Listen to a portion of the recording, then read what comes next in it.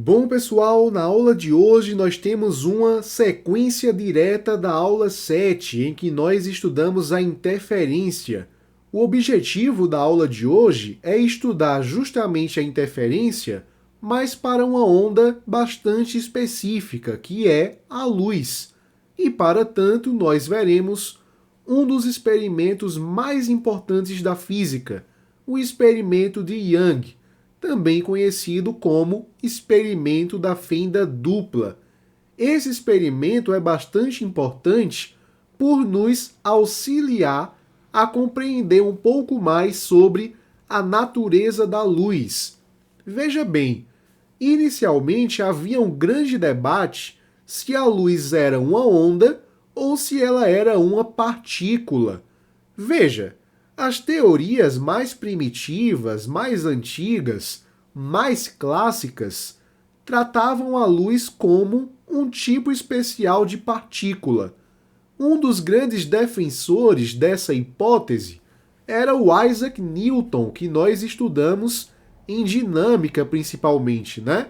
E Newton utilizava essa teoria de que a luz era uma partícula, tal como um pequeno átomo, tal como uma bola, uma esfera, algo nesse estilo, algo que tenha matéria, porque através desse tratamento para a luz, o Newton conseguia explicar alguns fenômenos que eram verificados para a luz. Entre eles, nós temos aqui a reflexão e a refração.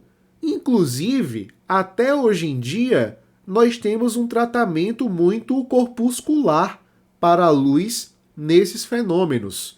Comportamento corpuscular, sim. Corpúsculo é como se fosse um corpo muito pequeno. Então, realmente, comportamento corpuscular tem a ver com o tratamento da onda como uma partícula. Então, Newton conseguia explicar a reflexão, que era aquele efeito bate e volta, que eu expliquei para vocês há algumas aulas, dizendo que a luz se comportava como partícula. Ou seja, se a gente imaginar, por exemplo, que a gente tem uma bolinha aqui e a gente arremessa essa bolinha contra a parede, a bolinha vai retornar seguindo essa trajetória daqui, né? Ela bate na parede e volta. Então aqui a gente teria o efeito bate e volta para a luz, e para Newton isso era uma evidência de que a luz seria uma partícula.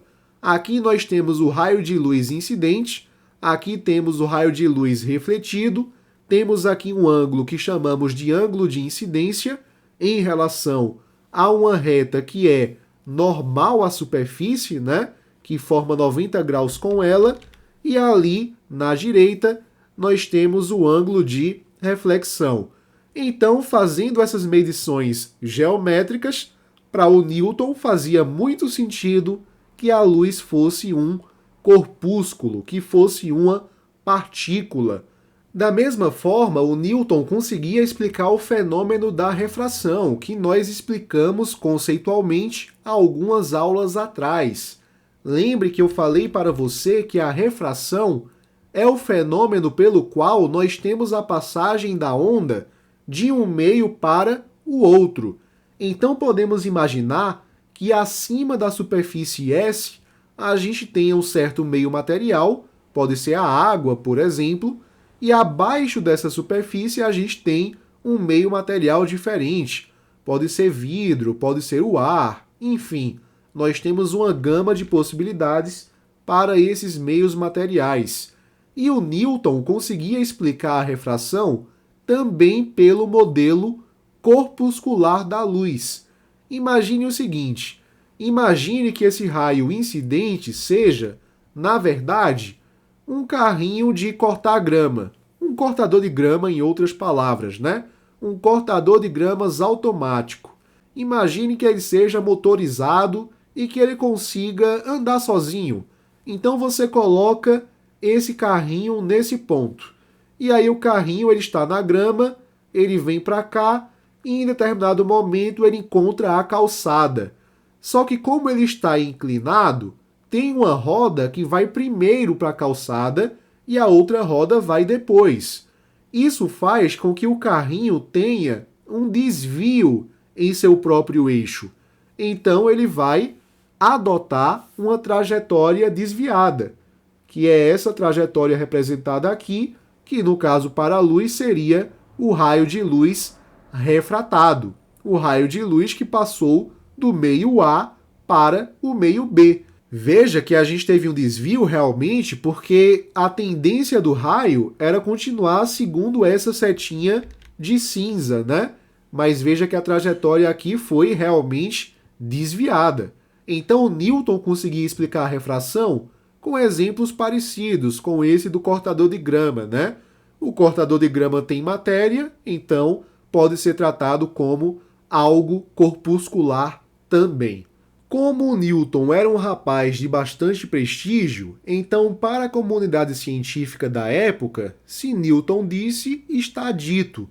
Porém, a polêmica surgiu quando alguns cientistas começaram a tratar a luz como uma onda e não como uma partícula. Dentre esses cientistas, podemos destacar, notavelmente, as contribuições de Hooke e do próprio Huygens, que a gente estudou o seu princípio algumas aulas atrás. Eles defendiam a teoria de que a luz seria uma onda. Temos aqui o comportamento ondulatório da luz, se opondo ao comportamento corpuscular defendido por Newton e por outros físicos. Mas, em 1801, o físico inglês Thomas Young conseguiu demonstrar, através de um experimento, que a luz conseguia se comportar como onda também. Isso porque, em seu experimento, a onda apresentava os fenômenos da interferência e da difração, que são fenômenos tipicamente ondulatórios. Vamos em frente, vamos estudar esse experimento de Young, também conhecido como experimento da fenda dupla. O nosso colega Thomas Young dispunha em suas mãos uma fonte pontual de luz, ou seja, um pontinho luminoso, em outras palavras. Ele tinha logo após uma construção experimental que proporcionava uma pequena abertura, a qual chamamos de fenda a partir de agora. E temos aqui, logo depois, outro aparato que possibilita duas fendas. Por isso o nome do experimento é experimento da fenda dupla. Você vai entender a importância dessa fenda dupla daqui a pouquinho. E logo depois ele colocava um anteparo que servia como uma tela receptora. Veja só, temos aqui em resumo o que é cada componente desse experimento, né? A fonte luminosa, uma fenda, duas fendas aqui e o nosso anteparo. Imagine que a gente tenha a propagação de um raio de luz até a primeira fenda. Nós estudamos que quando uma onda chega no obstáculo desse tipo, ela consegue contorná-lo quando a gente tem uma proximidade muito grande entre esse orifício e o comprimento da onda que chega até ele. Veja que a luz é uma onda eletromagnética de grande frequência e, portanto, pequeno comprimento de onda. Então quer dizer que essa abertura tem que ser bem pequenininha também. Esse contorno nós chamamos de difração. Vimos que difração é o fenômeno ondulatório pelo qual a onda consegue contornar certos obstáculos. O legal é que a gente via que a onda assumia essa configuração meio que circular. E perceba que aqui eu tive o cuidado de adotar uma notação gráfica que nós utilizamos na aula passada. Então eu vou dizer que essas linhas preenchidas seriam cristas e essas linhas tracejadas seriam vales. E aí nós temos a propagação desses pulsos até que nós chegamos aqui em dois orifícios separados. cada orifício desse vai possibilitar a criação de outras duas fontes secundárias de luz. Então, temos uma fonte A e temos uma fonte B. E a luz, logicamente, vai sofrer difração mais uma vez. Temos difração aqui em A e temos uma difração aqui em B, de acordo com o desenho que eu trago aqui para vocês. Veja que interessante. Como esses dois pontos vieram de uma onda só, que era essa onda aqui intermediária, que havia sofrido difração, essas duas ondas iniciam as suas oscilações com concordância de fase. Ou seja, quando A apresenta um vale, B também apresenta um vale.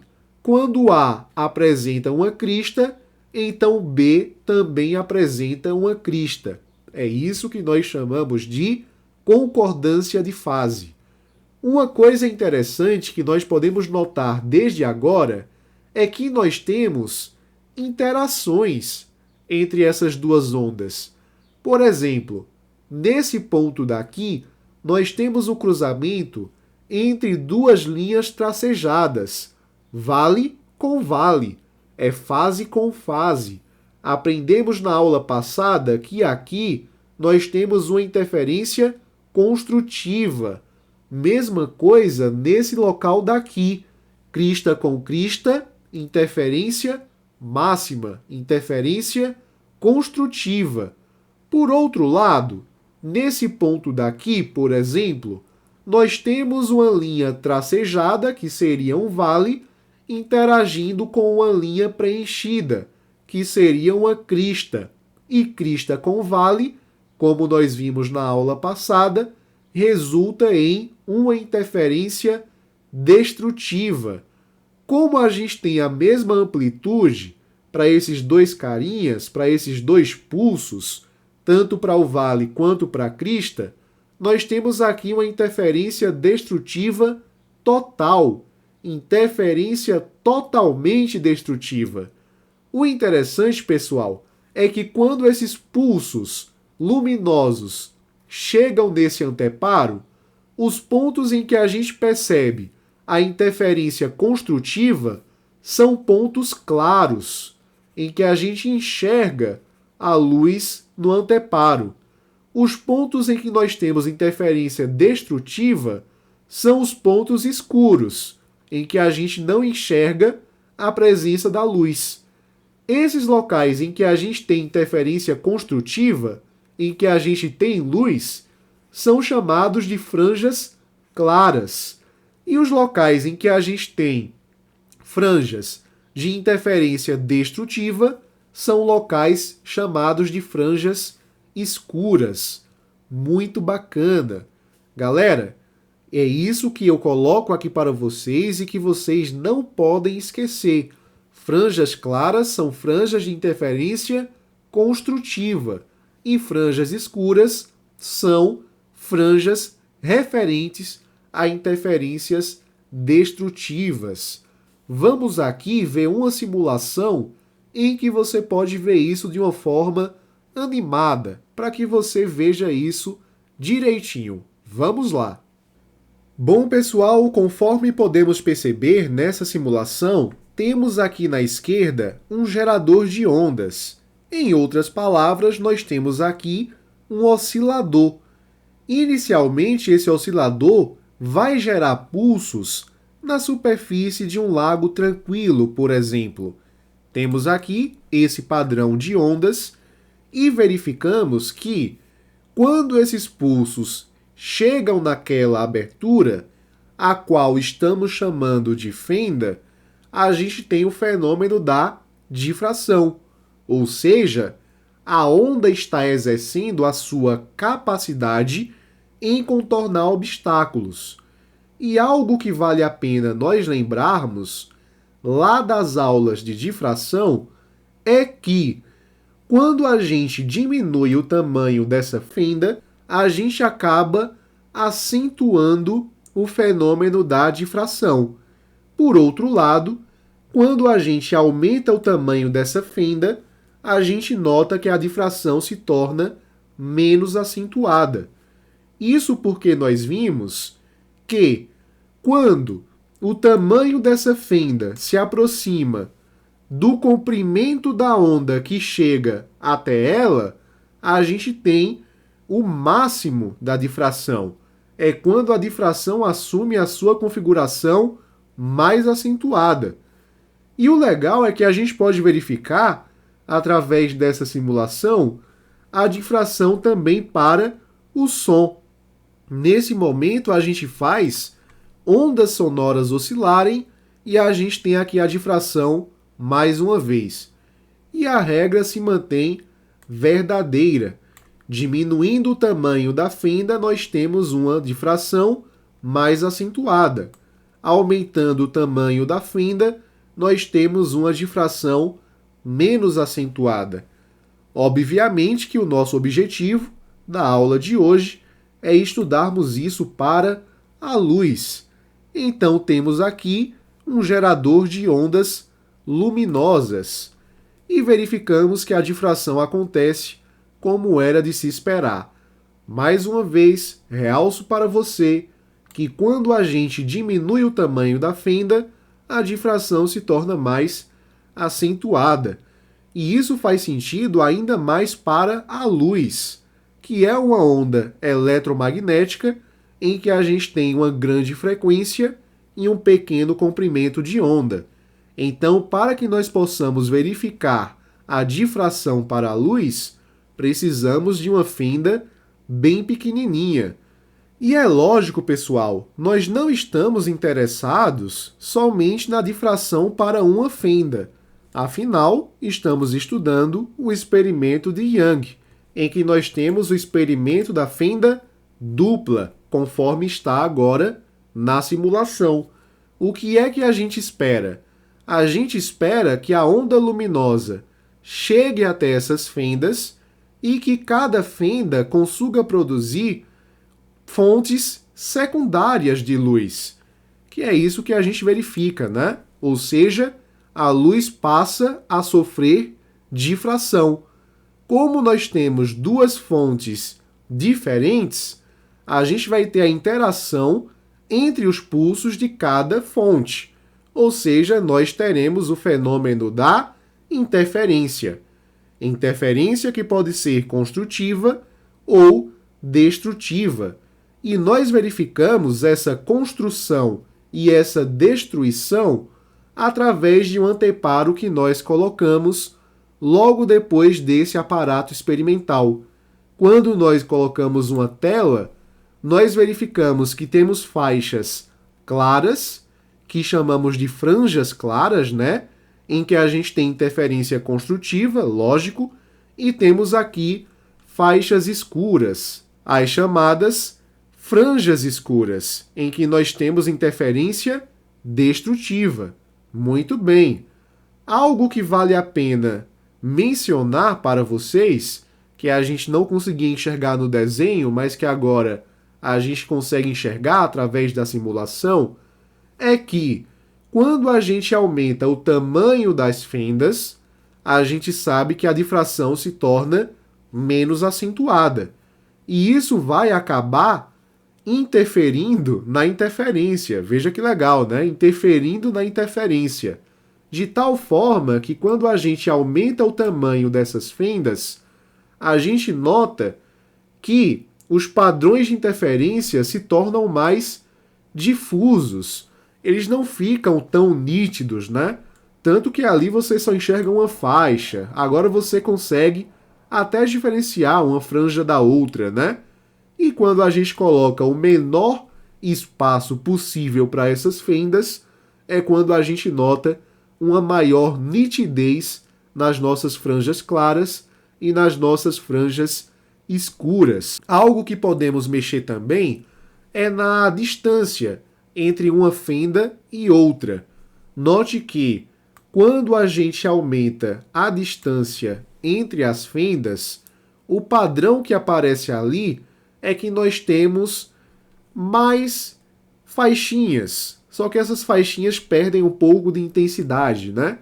E quando a gente diminui a distância entre uma fenda e outra, a gente nota que a interferência vai se dar de tal forma que nós temos menos faixas geradas, ok? São detalhes interessantes que podem aparecer em algumas questões. Muito legal, vamos voltar para o quadro. Muito legal, então através do experimento de Young, nós verificamos que a luz pode passar por difração e por uma consequente interferência, que são fenômenos ondulatórios. Então, ponto positivo para a natureza ondulatória da luz. Mas essa questão entre a luz ser uma partícula e a luz ser uma onda ainda não está resolvida. No final da aula, eu vou juntar as peças do quebra-cabeça para você. Mas antes, nós precisamos aprender um pouco mais sobre o experimento de Young. Para isso, eu vou fazer referência a algo que nós vimos na aula anterior, porque eu não sei se você percebeu, mas em determinado ponto, nós tínhamos duas fontes de onda, duas fontes gerando ondas em concordância de fase. E na aula passada, nós vimos um caso bem parecido. A gente via, pessoal, duas ondas num certo lago gerando ondas periódicas também em concordância de fase. Então aqui a gente tinha a primeira fonte e essa fonte gerava ondas com o seguinte padrão. A gente tinha vale, depois crista, vale, depois crista. Quando a gente colocava uma segunda fonte, uma fonte F2 distanciada dessa fonte 1, e a gente verificava que ela tinha concordância de fase com F1, ou seja, ela começava com vale, depois crista, vale, depois crista, a gente tinha um padrão de interferência muito interessante. Isso porque nós temos aqui pontos de interferência construtiva, aqui, por exemplo, em que a gente tem vale com vale, ou aqui, por exemplo, em que a gente tem crista com crista, e também temos pontos de interferência destrutiva, por exemplo, aqui, em que nós temos um encontro entre uma crista e um vale, interferência destrutiva. Por terem a mesma amplitude, interferência totalmente destrutiva. E a gente saía marcando esses pontos conforme você pode verificar nesse momento. Algo legal que a gente fazia era calcular a defasagem em relação a determinado ponto, isso tendo como referência F1 e F2. Por exemplo, a gente sabe que esse carinha daqui, de verde, é um ponto de interferência destrutiva. Temos aqui um encontro entre uma linha tracejada, que é um vale, e uma linha preenchida, que seria uma crista. Esse carinha daqui. Eu vou marcar para não perdê-lo de vista, né? E o que a gente fazia na aula anterior? A gente fazia o seguinte, a gente pegava a distância de F1 até aquele ponto, né? Então aqui a gente tinha o que, pessoal? Tinha a distância daqui para cá, que correspondia a lambda sobre 2, lembra disso? Porque a distância entre uma crista e outra é lambda, né? Que é o comprimento de onda. Mesma coisa entre um vale e outro. E a distância entre um vale e uma crista é metade dessa distância, ou seja, lambda sobre 2. Então, quando a gente chegava lá no ponto verdinho, aqui para F1, a distância, que era a marcha, né, seria de 1, 2, 3, 4, 5, 6, 7, 8, 9 lambda sobre 2. Muito bem. Chamar esse carinha de x1. Então, nesse caso, x1 é 9 lambda sobre 2. x2 seria a marcha da fonte 2 até aquele ponto, né? Então, aqui a gente tem 1, 2, 3, 4, 5, 6, 7, 8 lambda sobre 2, que é o que eu vou colocar aqui para gente. E a defasagem seria a diferença entre essas marchas, né? A gente teria aqui x1 menos x2. Só que 9 lambda sobre 2 menos 8 lambda sobre 2 era 1 lambda sobre 2. Interferência destrutiva, a gente verificava que tínhamos múltiplos ímpares de meio comprimento de onda. Quando a gente pegava uma interferência construtiva, por exemplo, vamos pegar esse pontinho daqui, esse ponto vermelho, a gente verificava que tínhamos múltiplos pares de lambda sobre 2. E é isso que a gente pode verificar nesse momento, pegando a marcha dessa primeira fonte, em que a gente tem 1, 2, 3, 4 lambda sobre 2. Então, nesse caso, x1 é 4 lambda sobre 2. E x2 vai ser 1, 2, 3, 4, 5, 6 lambda sobre 2. Então, x2, 6 lambda sobre 2. A defasagem vai ser a diferença entre essas duas marchas. x2 menos x1, nesse caso. Só que 6 lambda sobre 2 menos 4 lambda sobre 2 é a mesma coisa que 2 lambda sobre 2. Temos aqui um múltiplo par de lambda sobre 2. A conclusão era que a fórmula para a defasagem era ΔX igual a n lambda sobre 2, em que esse n pode assumir valores diferenciados. Quando a interferência é construtiva, nós temos os valores pares. Quando a gente tem interferência destrutiva, a gente pega os valores ímpares. Isso para o caso da concordância de fase. Quando a gente tinha oposição de fase, aí a interferência construtiva tinha valores ímpares e a destrutiva tinha valores pares. A gente invertia essa ordem, né? Porém, para o experimento de Young, as fontes secundárias sempre começam em concordância de fase. Então, a gente mantém essa análise. Você pode até testar para você conferir. Quando a gente pegava interferência construtiva, temos aqui n igual a 2, um número par. E quando a gente tinha interferência destrutiva, n igual a 1, que é um número ímpar. Então, é essa análise que a gente precisa ter em mente para o experimento de Young. Adaptando aquilo que a gente viu, né, agora há pouco, a gente tinha franja clara, interferência construtiva. Então, quer dizer que a diferença de marcha, a defasagem, o ΔX, nesses pontos, tem que ser um múltiplo par de meio comprimento de onda, enquanto essas franjas escuras teriam uma defasagem, um ΔX, que seria múltiplo ímpar de meio comprimento de onda. É isso que eu coloco aqui para vocês. Para franjas claras, o nosso ΔX vai ser n lambda sobre 2, em que n assume valores pares a partir do zero. E para as franjas escuras, interferência destrutiva, ΔX vai ser igual a n lambda sobre 2, mais uma vez, só que dessa vez o n assume valores ímpares somente, ok?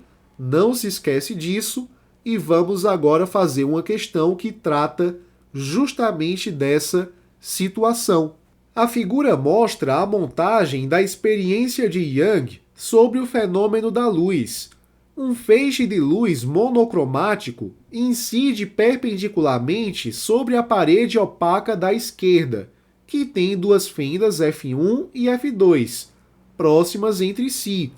A luz, após passar pelas fendas, forma uma figura de interferência no anteparo da direita.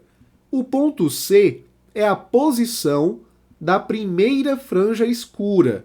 Galera, primeira franja escura quer dizer que n é igual a 1, não é isso? Se a gente voltar aqui, a gente percebe que o primeiro padrão de interferência destrutiva é quando a gente tem n igual a 1, ok? É o primeiro padrão. Muito bem, primeira franja escura. contada a partir da franja clara central. A diferença de percurso, ou seja, o ΔX, entre as luzes provenientes das fendas é de 2,4 vezes 10 a menos 7. Então, esse é o valor do ΔX, ou seja, da defasagem que a gente havia estudado em alguns slides anteriores. Pessoal, eu quero aproveitar essa imagem para mostrar para vocês que essa defasagem seria mais ou menos dessa linha que eu estou destacando agora para vocês. Porque aí é quando a gente pega a diferença de percurso entre uma onda luminosa e outra. É como se esse comprimento daqui que eu estou destacando fosse igual a esse comprimento aqui de baixo e eles são diferenciados somente por essa diferença de marcha. Tranquilo? Vamos ver o que a questão quer da gente. Ele dá aqui uma tabela, né, em que a gente tem 5 cores diferentes com os seus respectivos comprimentos de onda e ele diz assim no restante do enunciado. De acordo com a tabela dada, identifique qual é a cor da luz do experimento.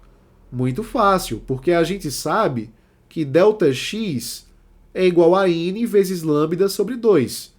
De tal forma que nós conhecemos o ΔX, conhecemos o N, 2 é 2 e a gente quer o comprimento de onda. Então é uma questão agora de substituição de valores. O nosso ΔX é 2,4 vezes 10 a menos 7. N é igual a 1. Queremos saber o lambda e repetimos aqui o 2. 1 vezes lambda é lambda. Esse 2 vem para cá, via meios pelos extremos. Então quer dizer que lambda vai ser igual a 2 vezes 2,4, que é a mesma coisa que 4,8, vezes 10 a menos 7 metros, que é justamente a resposta que está constando na letra D, porque aqui a gente tem o azul com esse comprimento de onda. Nada difícil, né? Bastou apenas que a gente soubesse interpretar aquela situação anterior. Muito bem, sigamos em frente. Talvez surja uma dúvida. E como é que a gente calcula aquela defasagem, geometricamente falando? Para isso, vamos fazer alguns esquemas a partir daquela experiência que a gente havia estudado agora há pouco. Eu vou partir desse ponto, né, que foi justamente o ponto final para o experimento de Young. Porque a gente viu o quê? Que se a gente tem uma franja clara nesse momento, é porque a diferença de percurso entre as ondas que partiram de A e de B era uma diferença em que a gente tinha um múltiplo par de meio comprimento de onda, né? Enquanto as franjas escuras, nós tínhamos os múltiplos ímpares. E como é que a gente brincaria com isso? Para isso, eu vou pegar somente essa faixa final do experimento, tá? Coloquei ele aqui. Outra coisa, eu considerei essa linha tracejada C partindo de um ponto central. E de onde é que esse ponto central surgiu?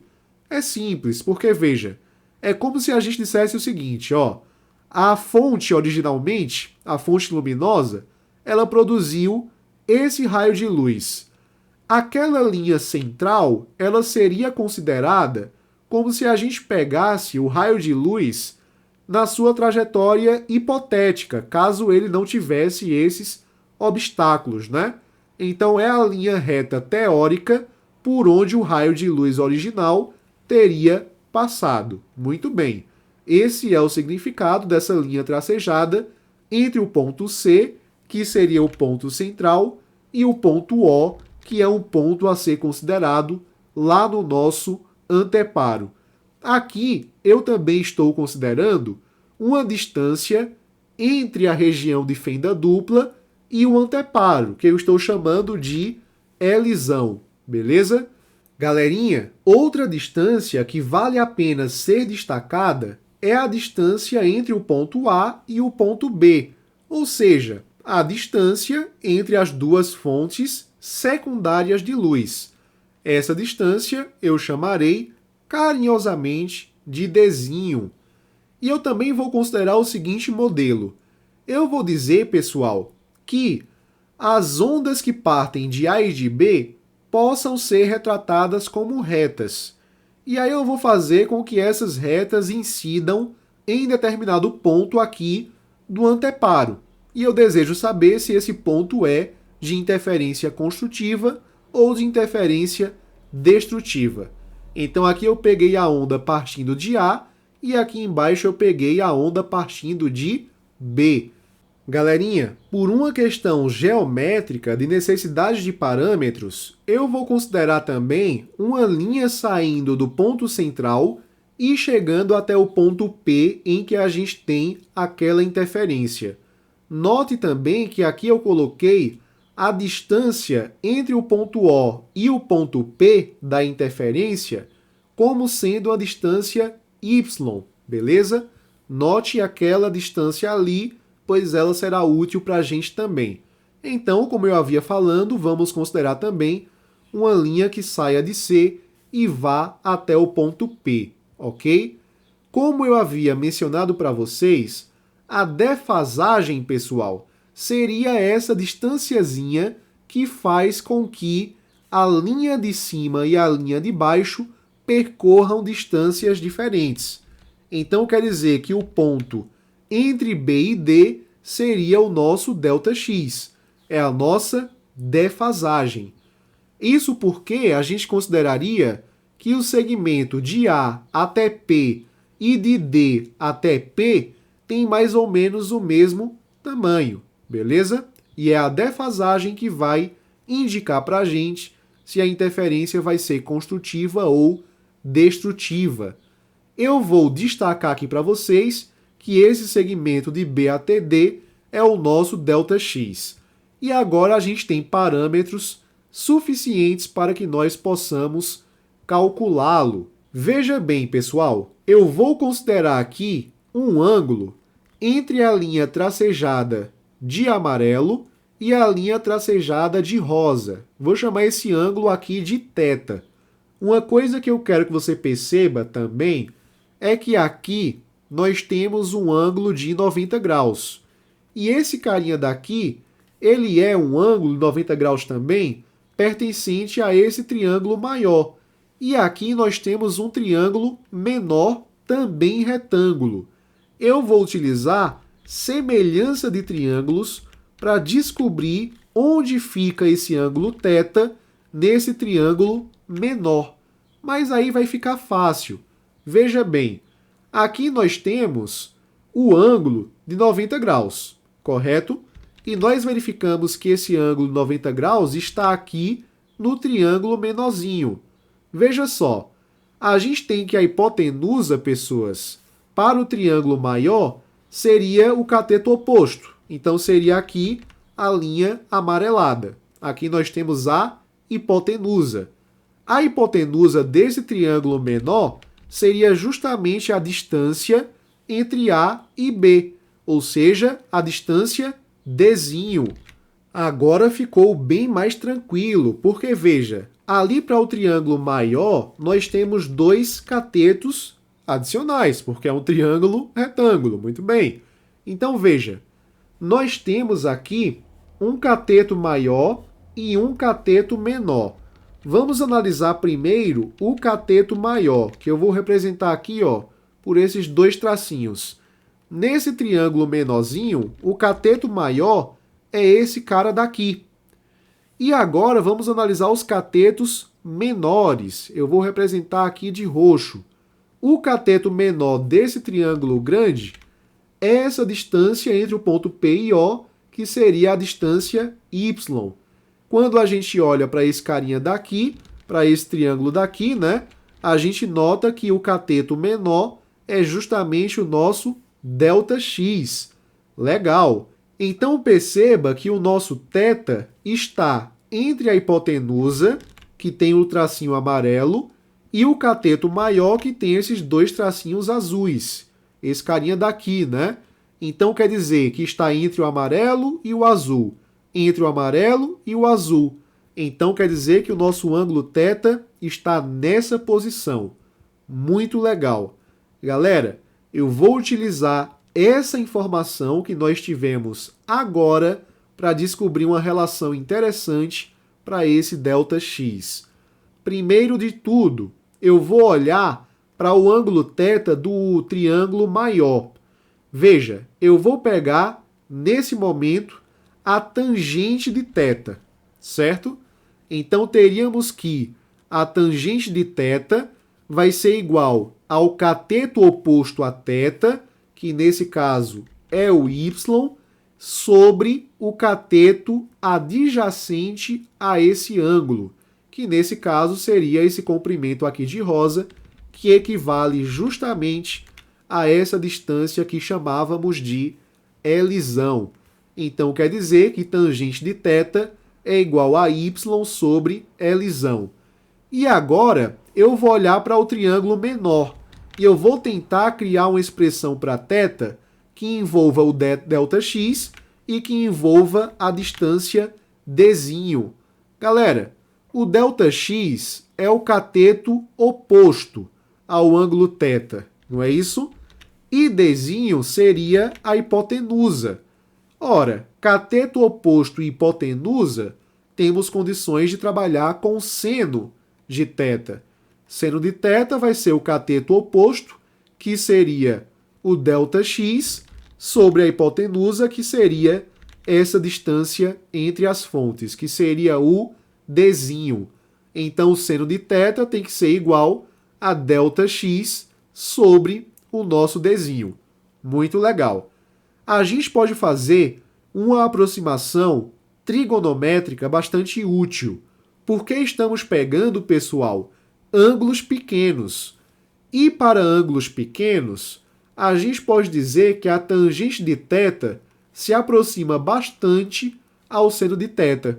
É uma propriedade que eu introduzi para vocês lá na aula sobre a equação de Taylor, né? Se você colocar isso numa calculadora, em radianos, você vai verificar que isso é verdade. A tangente de θ se aproxima do seno de θ para ângulos pequenos. E estamos trabalhando com ângulos pequenos aqui no experimento de Young. Estamos trabalhando com grandezas pequenas, né? Mas quem é a tangente de θ? É y sobre L. E quem é o seno de θ? Ora, seno de θ é ΔX sobre a distância dzinho. Se a gente isola o ΔX, a gente vai ver que ele vai ser o quê, pessoal? Pega esse dzinho e joga para cá. Então ficaria dzinho vezes y sobre L. Esse é o resultado que nós temos para o ΔX. Só que assim, galera, o ΔX era n vezes lambda sobre 2, não é isso? Só que o ΔX também é dy sobre L. Então quer dizer que dy sobre L vai ser igual a n vezes lambda sobre 2, que é a expressão que eu destaco aqui para vocês, tanto para as franjas claras quanto para as franjas escuras. dy sobre L é igual a n lambda sobre 2, lembrando que esse dy sobre L é o nosso ΔX, então se tivermos franjas claras, interferência construtiva, temos que n pode ser 0, 2, 4, 6 e os pares subsequentes. Quando a gente olha para as franjas escuras, em que a gente tem interferência destrutiva, dy sobre L, que é o nosso ΔX, vai ser igual a n vezes lambda sobre 2, em que n assume valores ímpares. Essa conclusão que nós achamos aqui é valiosíssima e vamos utilizá-la para fazer mais uma questão da UFPE. A figura a seguir ilustra esquematicamente o aparato usado na experiência de Young, que é o experimento da fenda dupla, para observação da interferência óptica, interferência da luz, em outras palavras. As fendas estão separadas por uma distância dzinho de 10 milímetros. A gente pode fazer a conversão para metros logo de cara, por uma questão de costume mesmo, né? Porque geralmente é isso que vai ser exigido. Veja, de milímetros para metros, dividimos por 1000 ou multiplicamos por 10 a menos 3. Então, 10 vezes 10 a menos 3 metros. E a distância delas ao anteparo é uma distância dzão de 1 metro. É essa distância daqui, que no nosso esquema nós chamamos isso aqui de Lzão. Vamos até colocar aqui para a gente manter a notação pela qual nós estudamos, né? A questão quer saber qual é o valor da distância y em centímetros correspondente ao terceiro máximo lateral do padrão de interferência quando as duas fendas são iluminadas por luz de comprimento de onda igual a meio milímetro, né? Meio milímetro, a gente teria aqui um comprimento de onda de 0,5 vezes 10 a menos 3 metros. Outra coisa legal que a questão falou para a gente é que a gente tem aqui um correspondente ao terceiro máximo lateral.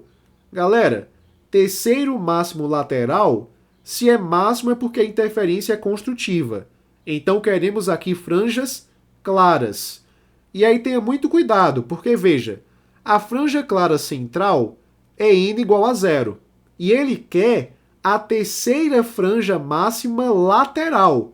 Então a primeira seria n igual a 2, né, porque a interferência é construtiva, números pares. A segunda seria n igual a 4 e a terceira seria n igual a 6. Muito cuidado com essa observação. Então, o que é que a gente tinha visto? Que d vezes y sobre Lzão era n vezes lambda sobre 2. Esse n podia ser 0, 2, 4, 6, e no nosso caso a gente viu que ele valia 6, né?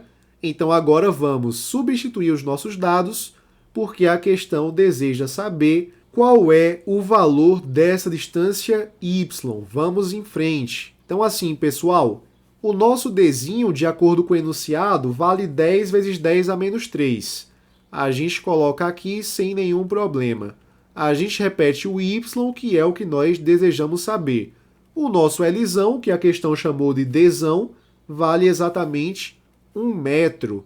A gente tem que n é igual a 6, pelo que nós discutimos, e a gente tem também que o comprimento de onda é de 0,5 vezes 10 a menos 3. 0,5 vezes 10 a menos 3, isso aqui dividido por 2. A gente pode eliminar de cara o 10 a menos 3 aqui com o 10 a menos 3 do outro lado. Já facilita bastante, né? Aqui a gente ficaria 10 vezes y sobre 1, é a mesma coisa que 10y. Isso aqui vai ser igual 6 vezes meio é 3. E 3 dividido por 2 é a mesma coisa que 1,5. Então, quando a gente isola esse y, deixa ele mais sozinho que físico na balada, nós teríamos que ele seria o quociente entre 1,5 e 10, que é a mesma coisa que 0,15 metros. Lembre-se que a nossa resposta deve constar em centímetros. Então, precisamos levar de metros para centímetros, basta apenas que nós andemos com a casa da vírgula, né, 2 vezes. Então, isso aqui seria a mesma coisa que 15 centímetros. Está aqui a nossa resposta. Outra coisa que nós podemos analisar para o experimento de Young é aquilo que nós chamamos de interfranja.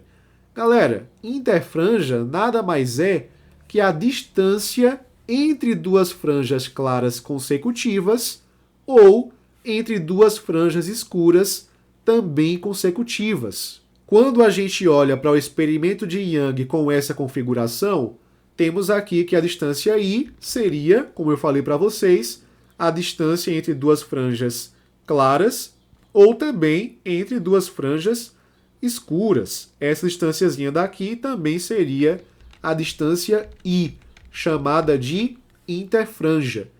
É só a gente fazer uma pequena adaptação naquela nossa fórmula anterior.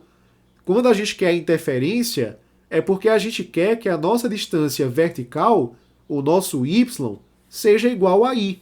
E aí a gente ficaria com essa fórmula, né? I vai ser igual a L vezes lambda sobre D. Isso porque a gente tinha observado que D vezes Y sobre aquilo que chamávamos de Lzão era igual a N vezes lambda sobre 2. Não é isso que a gente viu? Só que veja, para esse Y dar um resultado aqui de interfranja, esse N necessariamente teria que ser igual a 2. Isso porque eu estou pegando o caso em que a gente está pegando a diferença entre esse cara central, que seria N igual a 0, e esse cara aqui, que seria N igual a 2. Ok?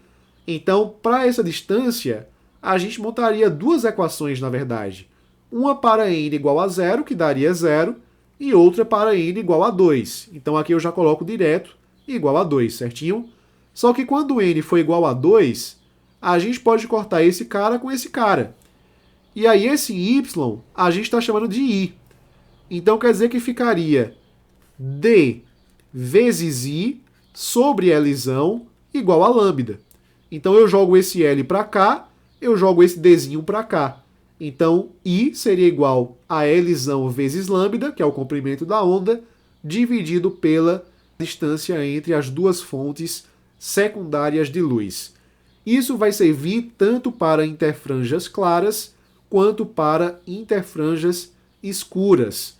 E algo que eu quero que você perceba, galera, é que na nossa expressão, que seria I igual a Lzão vezes lambda sobre a distância Dzinho, como esse cara aqui é uma coisa constante e esse cara é uma coisa constante também, quando a gente aumenta o valor de lambda, a gente aumenta a distância entre as franjas. Então a gente aumenta o valor da interfranja. Quando a gente pega um valor pequeno de comprimento de onda, a gente pega um valor pequeno de interfranja também. Então quer dizer que as franjas ficarão mais próximas umas das outras, né? Lembre-se que quando a gente olha para o espectro visível, o comprimento de onda maior é o comprimento de onda vermelho, que tem a menor frequência, né? Grandezas inversamente proporcionais. A onda que tem o menor comprimento de onda e a maior frequência, por consequência, é o violeta. Então quer dizer que no padrão de interfranja, a luz vermelha origina a maior distância, a maior interfranja, e a luz violeta origina a menor interfranja de todas. E é isso que a gente vai verificar através dessa simulação. Bom, pessoal, nessa simulação nós podemos perceber os padrões de interferência gerados pela interação entre as duas fontes produzidas pelo experimento de Young, pelo experimento da fenda dupla. A gente pode, inclusive, fazer essa animação dessa situação, né? Galera, quando a gente coloca aqui, mostrar a configuração de interferência, a gente percebe que a distância entre uma franja clara e outra franja clara é bem pequenininha. Mesma coisa, logicamente, entre uma franja escura e outra franja escura. Isso porque nós estamos pegando, nesse momento, o menor comprimento de onda possível para a onda luminosa, que está chegando perto ali do violeta. Veja o que acontece quando a gente aumenta o comprimento de onda, chegando ali próximo ao vermelho. Você nota que esses padrões eles ficam mais abertos, digamos assim. E quando a gente gera essa configuração de interferência, a gente nota que a distância entre uma franja clara e outra franja clara ficou consideravelmente maior. Isso pelo fato de que a gente tinha observado lá na equação, né? Na equação para a interfranja. Quando a gente aumenta o comprimento da onda, a gente tem uma interfranja maior, ou seja, uma maior distância entre franjas consecutivas, né? Consecutivas claras ou consecutivas escuras. É algo que nós podíamos ter observado também no experimento anterior, lá naquele simulador que nós usamos há alguns minutos. Quando a gente coloca aqui, digamos, uma frequência mais para o violeta, como é o caso desse carinha aqui, nesse momento, né? Vamos aqui dar uma ajeitada nas nossas franjas, né? Para não dar nada muito esquisito. A gente percebe que a distância entre uma franja clara e outra, ou uma franja escura e outra, é uma distância bem pequenininha. A gente pode até fazer essa medição com esse recurso daqui. Eu vou deixar aqui marcado, mais ou menos, a distância entre uma franja clara e outra, para que a gente possa comparar no momento em que a gente diminui essa frequência. Porque quando a gente diminui a frequência, a gente aumenta o comprimento de onda. Então, quando a gente vem aqui para o verde, a gente já vai notar que a interfranja aumentou. Veja só. Ficou bem sutil, né? Mas a gente verifica que teve um aumento, né?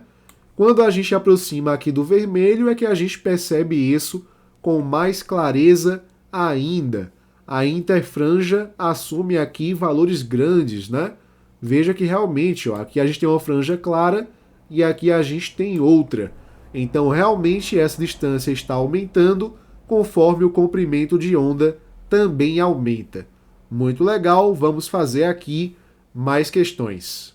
A figura mostra o esquema da montagem com a qual Thomas Young obteve um padrão de interferência com a luz. A fonte de luz é monocromática, que é essa fonte daqui. A separação entre as fendas F1 e F2 é de 0,10 milímetros, né? A gente já pode fazer uma conversão desse dado.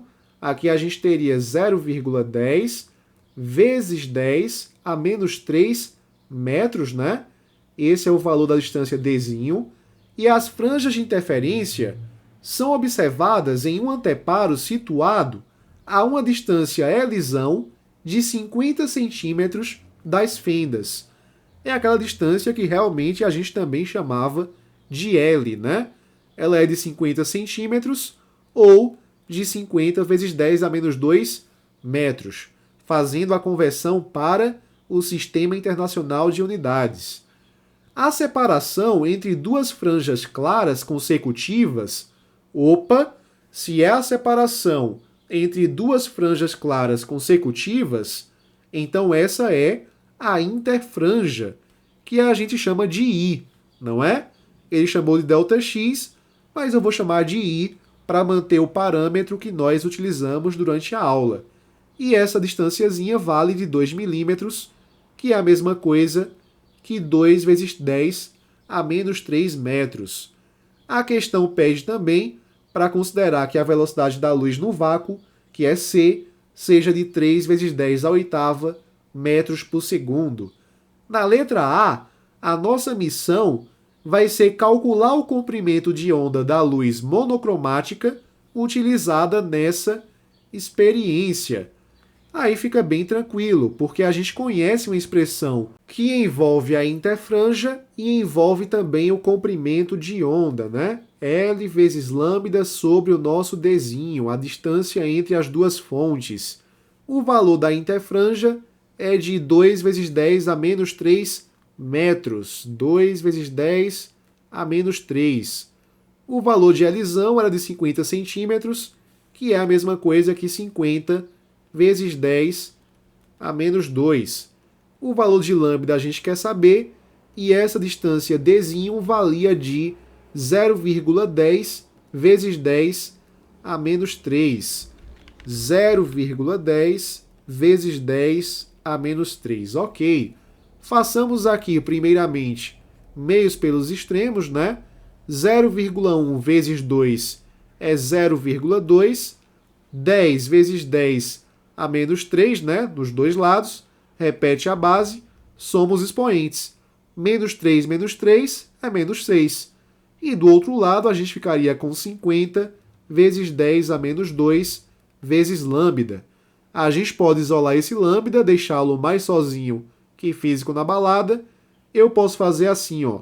0,2 vezes 10 a menos 6 dividido por 50 vezes 10 a menos 2. Vamos facilitar esses cálculos. Eu quero transformar 0,2 em 200. Veja, 0,2 em 200. Para isso, eu tenho que voltar quantas casinhas? 1, 2, 3. Então, seria 200 vezes 10 a menos 3, né? Aumenta o número, diminui o expoente. Então, 200 vezes 10 a menos 3, vezes 10 a menos 6. Isso aqui dividido por 50 vezes 10 a menos 2. Eu fiz isso porque 200 por 50 é 4. Então fica mais fácil de calcular, né? Repete a base, somos expoentes. Menos 3 menos 6 é menos 9. Dividido por 10 a menos 2. Esse menos 2 vai subir com a inversão de sinal. Então ficaria 4 vezes 10. Menos 9 mais 2 é menos 7, né? Então 4 vezes 10 a menos 7 metros. Está aqui respondida a letra A de AIDS. A letra B exige saber qual é a frequência dessa luz monocromática. Ora, para isso a gente pode utilizar a equação fundamental da ondulatória. Velocidade é igual ao comprimento da onda vezes a frequência. V igual a lambda F, velha lambiferida, né? A velocidade a gente sabe que é a velocidade da luz, que é o valor de C, né? Que seria 3 vezes 10 à oitava metros por segundo. A gente tem aqui que lambda é o comprimento de onda, que calculamos no item anterior, que é 4 vezes 10 a menos 7 metros. E a frequência em hertz a gente vai saber agora. Isolamos aqui a frequência, ficaria 3 vezes 10 à oitava, isso dividido por 4 vezes 10 a menos 7. 3 por 4 é a mesma coisa que 0,75. Repete a base 10, esse menos 7 sobe positivo, 8 mais 7, aqui ficaria 15, né? Deixando em notação científica, a gente anda com a vírgula para a direita, aumentamos uma casa no número, a gente diminui um expoente ali. Então quer dizer que essa frequência seria 7,5 vezes 10 a 14 Hz. Essa é a resposta da letra B. A letra C diz o seguinte: descreva o comportamento das franjas quando o tamanho das fendas F1 e F2 varia, isto é, aumenta ou diminui. A gente viu na simulação, lá no comecinho da aula, que quando a gente aumenta o tamanho da fenda, a gente faz com que a difração se torne menos acentuada. Então quer dizer que essas franjas escuras e claras ficarão com uma menor nitidez. E quando a gente reduz o tamanho das fendas, a difração fica mais acentuada, a interferência fica mais visível e a gente tem uma maior nitidez dessas franjas de interferência. Então seria isso que a gente colocaria como justificativa para a letra C de cirrose. Vamos agora para a última questão do dia. Na experiência de Young, seja A igual a 0,5 milímetros, ou seja, 0,5 vezes 10 a menos 3 metros, a distância entre as fendas, que a gente chamava de Dzinho, né, durante a nossa aula, e Dzão igual a 1 metro, a distância entre o plano das fendas e o anteparo, que é tipo isso aqui, né? É essa distância daqui, que a gente chamava de Lzão, né? Então vamos falar ela como se fosse Lzão também, né? Para manter os mesmos parâmetros. A distância entre a franja central e a logo vizinha, ou seja, a interfranja, né? Para uma radiação cujo comprimento de onda vale 5.800 angstrom, e aí muito cuidado, porque esse angstrom vale 10 a menos 10. Então aqui ficaria 5.800 vezes 10 a menos 10 metros. Ok. Ele quer saber a distância central e a logo vizinha. Ok. Então vamos lá. Como é que a gente faria isso daqui? A gente utilizaria aquela expressão que a gente conhece da interfranja, né? Seria a mesma coisa que o Lzão vezes lambda sobre a distância Dzinho. Então, o nosso Lzão é de 1 metro, o nosso comprimento de onda é de 5.800 vezes 10 a menos 10 metros, e o Dzinho vale 0,5 vezes 10 a menos 3. 1 vezes 5.800 é 5.800. 5.800 dividido por meio é a mesma coisa que 10.000 mais 1.600. Então isso aqui é 11.600 vezes. Aqui é 10. Esse menos 3 sobe positivo. Menos 10 mais 3, menos 7. Então o que é que a gente faz? Coloca em centímetros, né? Primeiro a gente pode colocar assim, em notação científica, para colocar em metros primeiro. Então a gente ficaria aqui com 1, 2, 3, 4. A gente volta 4 casas, né? Se a gente volta 4 casas, a gente aumenta 4 aqui. Diminui o número, aumenta o expoente. Então isso é 1,16 vezes 10 a menos 3 metros. Veja, para levar isso aqui para centímetros, a gente multiplica por 100. Multiplica isso aqui por 10 ao quadrado. Aí ficaria 1,16 vezes 10 a menos 3 vezes 10 ao quadrado, que seria igual a 1,16 vezes. Repete a base, somos expoentes, 10 a menos 1 centímetros. Agora é só voltar a casa uma vez, né? Voltar a vírgula para a esquerda. Então quer dizer que a interfranja seria de 0,116 centímetros, que é o que consta aqui na letra C de cirrose. E aqui, pessoal, nós podemos concluir a polêmica pela qual a aula de hoje começou.